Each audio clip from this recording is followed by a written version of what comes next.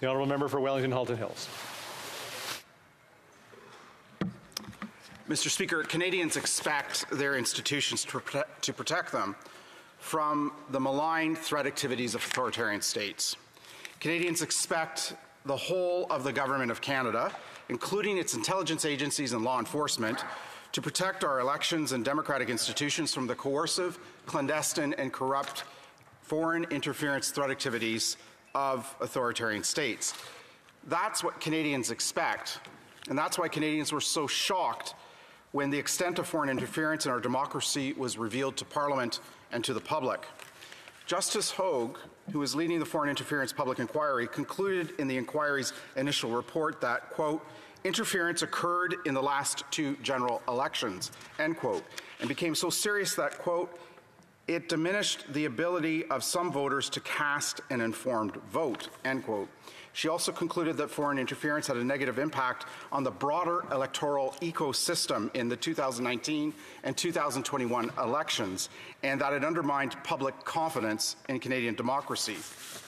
The government dragged its heels in taking action on the advice of CSIS and other national security entities that had identified these threatening activities years ago, before both general elections that took place afterwards. Warned in 2018 by the director of CSIS of the existential threat from foreign interference threat activities of the People's Republic of China here in Canada. National security agencies advised the government to introduce a range of measures to counter these threats, including legislation. It took years for the government to introduce Bill C-70, an act respecting countering foreign interference. But finally, it has been introduced. So let me outline our views on this bill. This bill is divided into 4 parts. Part 1 proposes amendments to the CSIS Act. These amendments are the most significant changes to the Act in decades. As my honourable colleague, the Minister, pointed out, the CSIS Act was introduced in 1984, just after disco, but before the introduction of the Internet, social media, smartphones, and so many other technologies. The amendments will allow CSIS to obtain preservation and production orders, as well as warrants to obtain information, records, or documents through a single attempt. They will allow CSIS to better collect, retain, and analyze data for intelligence purposes. They will allow CSIS to collect foreign intelligence for the first time and allow CSIS to disclose classified information outside of the government to provinces, municipalities, universities, and companies. Part 2 amends the Security of Information Act in the Criminal Code to create new foreign interference offences. The bill creates a new offence of up to life in prison for a person who commits any indictable offence under the Criminal Code or under any other act of Parliament at the direction of, or for the benefit of, or in association with a foreign entity. The bill would create new offences for a person to engage in clandestine activities at the direction of, or in the benefit of, or in association with a foreign entity that is prejudicial to the safety or interests of Canada, or to influence the exercise of a democratic right in Canada. Le projet de loi. The bill makes it easier to prosecute foreign interference by eliminating the need for the Crown to demonstrate that harm to Canadian interests is the purpose of committing the foreign interference offence. If either the person committing the offence or the victim has a link to Canada. 2 amends the Criminal Code to broaden the offence of sabotage to include sabotage against essential infrastructure, which is defined as transportation, information and communication technology, water and wastewater, energy, utilities, healthcare, food supply, government operations, and financial infrastructure. Sabotage is defined as anyone who interferes with access to essential infrastructure or anyone who causes an essential infrastructure to be lost, inoperable, unsafe, or unfit to use, with the intent to endanger the safety, security, or defence of Canada, or the armed forces of an ally in Canada, or to cause serious risk to the health and safety of the public. And as the Minister pointed out earlier, Mr. Speaker, the Minister's views is that that essential infrastructure includes the construction of that essential infrastructure.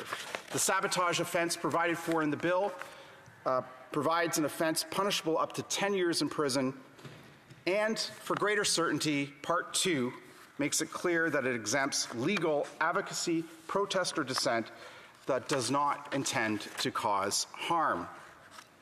Part 3 amends the Canada Evidence Act and makes consequential amendments to other acts to create a general scheme to deal with information related to foreign affairs, national defence, or national security in federal court proceedings, and proposes amendments that will permit the appointment of a special counsel to protect the interests of non-governmental parties in those proceedings.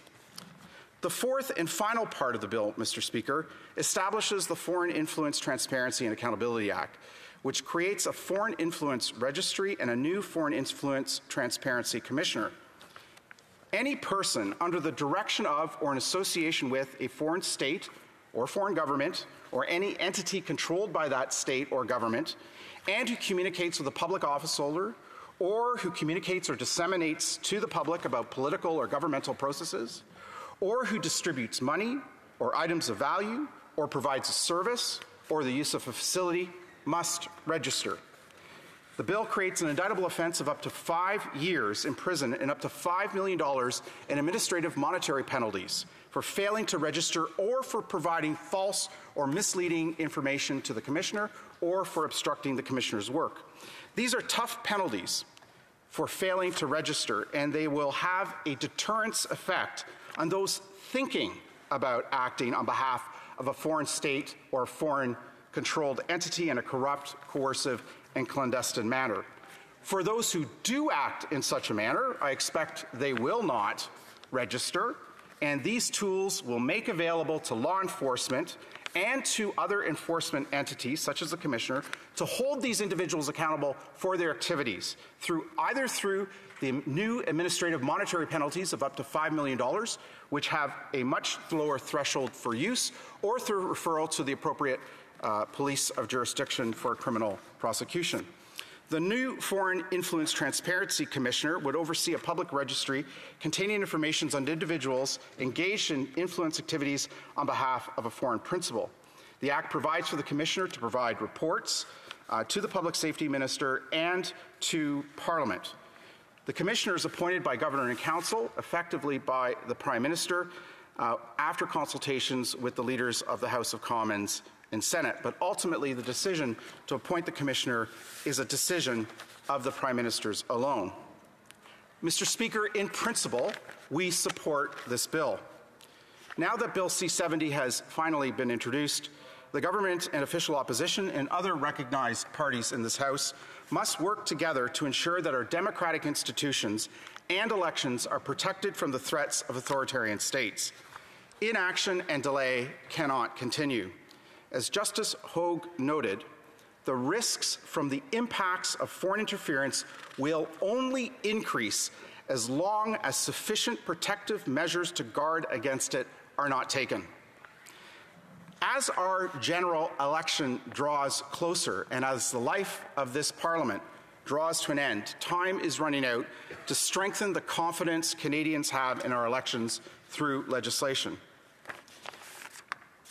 For this reason, Conservatives are proposing to work with the government and other parties in this House toward the expeditious passage of Bill C-70 through the House of Commons and in committee, allowing sufficient time to implement safeguards against foreign interference before the election.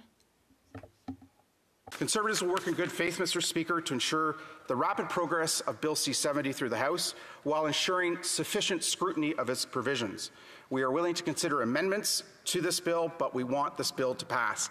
Mr. Speaker, the government has often asked the official opposition to work with them, and this is an instance in which we will.